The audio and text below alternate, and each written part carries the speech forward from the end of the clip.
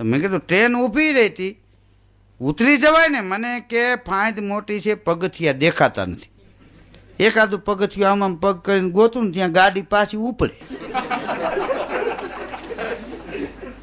મેં વણ માગી સલાહ આપી. મેં કીધું હવે સ્ટેશન આવે, ગાડી ઊભી રહી, ત્યાં પાઇપ પકડીને પાછા પગે ઉતરી જવાય.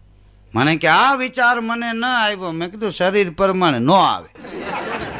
મને વળી પોરો થયું, ભલે અમે હાથીકા જેવા બુદ્ધિ કેટલી એમ. સ્ટેશન આવ્યું, ગાડી ઊભી રહી, પાછી ગાડી ઉપડી. શેઠ પાછા મારા ડબ્બામાં નીકળ્યા, હાથમાં લાકડી ને આમ ને જું આમ. મેં કીધું ઉતરા નહીં, તપી ગયા. એમે કર્યું ભાઈ, એમે કર્યું.